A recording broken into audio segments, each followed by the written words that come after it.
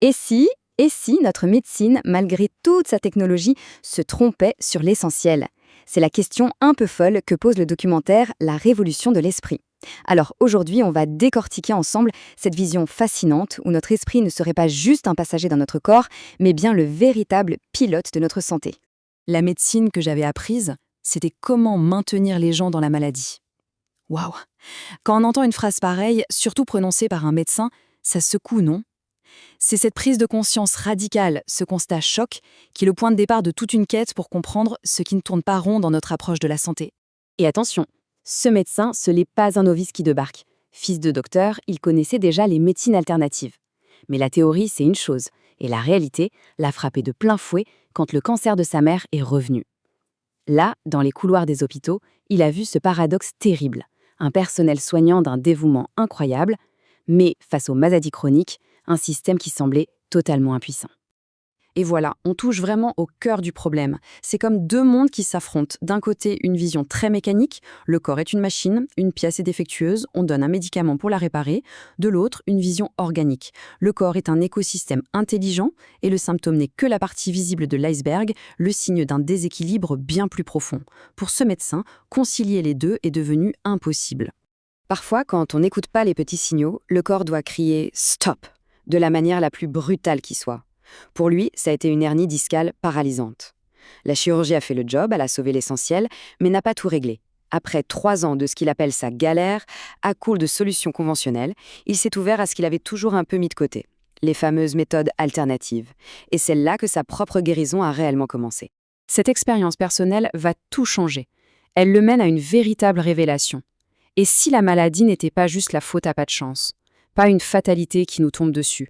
Et si, en fait, c'était un message, un langage que notre corps utilise pour nous dire « Eh oh, il y a un truc qui ne va pas ». L'image est toute simple, mais elle est incroyablement puissante. La maladie, c'est le voyant d'huile qui s'allume sur le tableau de bord. On ne va pas coller un bout de scotch dessus pour ne plus le voir, n'est-ce pas? Non, on ouvre le capot. Eh bien, c'est pareil, le symptôme, c'est l'alerte. La vraie cause, elle, est ailleurs, bien plus en profondeur. Cette approche qui consiste à soulever le capot, ça porte un nom, c'est la médecine holistique. L'idée, c'est tout simplement d'arrêter de regarder le corps par le petit bout de la lorgnette. On n'est pas qu'un assemblage de pièces détachées. Nos émotions, nos pensées, notre énergie, tout est lié. C'est une vision à 360 degrés de l'être humain. D'accord, mais si la maladie est un message, qui appuie sur le bouton pour l'envoyer? Le documentaire identifie un coupable principal, souvent silencieux, le stress. Et attention, pas juste le stress du quotidien. On parle ici des chocs émotionnels profonds, des vrais traumatismes. Le film propose une sorte de scénario du crime en 4 étapes. Tout commence par un choc émotionnel intense. Ce choc agirait comme un barrage sur une rivière. Il crée un blocage énergétique. L'énergie vitale stagne, les déchets du corps ne sont plus évacués correctement, et c'est dans cette zone affaiblie que la maladie physique finit par s'installer. Le choc serait donc la véritable étincelle. La logique qui en découle est assez implacable. Si la racine du problème est énergétique, alors la solution doit l'être aussi.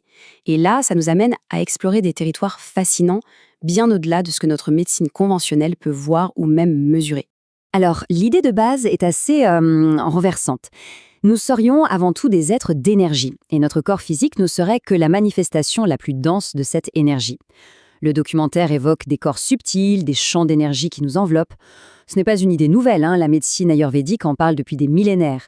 Et même la science, avec la photographie Kirlian par exemple, a déjà tenté de capturer une image de cette aura. Mais concrètement, qu'est-ce que ça donne? Eh bien, prenons le témoignage de cette patiente. Des années de fatigue chronique, inexplicable, et soudain, ça disparaît. Elle décrit cette sensation incroyable de légèreté, comme si un énorme fardeau, à la fois physique et émotionnel, venait de lui être tiré. Ou alors cet autre cas, encore plus spectaculaire. Un homme arrive en s'appuyant sur des béquilles à cause de ses genoux, et il repart en marchant normalement, sans ses béquilles. Franchement, face à des résultats comme ça, difficile de ne pas se dire qu'il y a peut-être quelque chose à creuser. Mais l'énergie n'est pas tout. Il y a un autre acteur dans l'équation, peut-être le plus puissant de tous, qui est juste là, sous nos yeux, notre propre esprit. Il peut être notre pire poison, ou au contraire, notre plus puissant médicament. Le documentaire décrit le mental comme cette petite voix parasite dans la tête, ce hamster qui tourne sans fin dans sa roue entre les regrets d'hier et l'anxiété de demain. Ce stress chronique généré par nos propres pensées nous empêcherait de retrouver notre équilibre naturel. Alors comment on calme le hamster? La solution mise en avant, c'est la méditation. L'objectif est simple, ramener notre attention ici et maintenant. Quand on arrête de mouliner dans sa tête, l'esprit s'apaise. Et dans ce calme, le corps peut enfin faire son travail de réparation en laissant circuler librement ce que certaines traditions appellent le souffle vital. Bien sûr, on ne peut pas parler de santé sans aborder ce qu'on met dans notre assiette. Le documentaire propose une règle simple et facile à retenir, les 3 V. D'abord, végétal, car notre corps serait conçu pour carburer aux plantes. Ensuite, vivant, en intégrant assez de cru pour faire le plein de vitamines et d'enzymes. Et enfin, le plus important, varié. Le but n'est pas de suivre un dogme rigide, mais de trouver un équilibre joyeux et convivial. Tout ça nous amène au message central du documentaire, un message d'autonomie, de reprise de pouvoir. L'idée n'est plus d'attendre passivement un remède venu de l'extérieur, mais bien de devenir l'artisan de sa propre guérison. Attention, soyons très clairs. Le message n'est absolument pas de jeter la médecine moderne à la poubelle. Pour un accident de voiture ou une crise cardiaque, elle est indispensable et elle sauve des vies. Il s'agit plutôt d'une réconciliation. Utiliser le meilleur de la médecine d'urgence et y ajouter la puissance de l'approche holistique pour la prévention et les maladies chroniques. Et c'est là le changement de perspective le plus profond. C'est sortir de la mentalité de victime où la maladie nous tombe dessus par malchance. Cette approche suggère qu'on a un rôle à jouer, qu'on est acteur, co-créateur de notre santé ou de notre maladie. C'est un passage de la passivité à la responsabilité. On va se quitter avec cette pensée.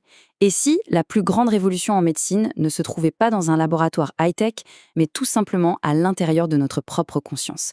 La question est posée. Merci de m'avoir suivi dans cette exploration et à très bientôt.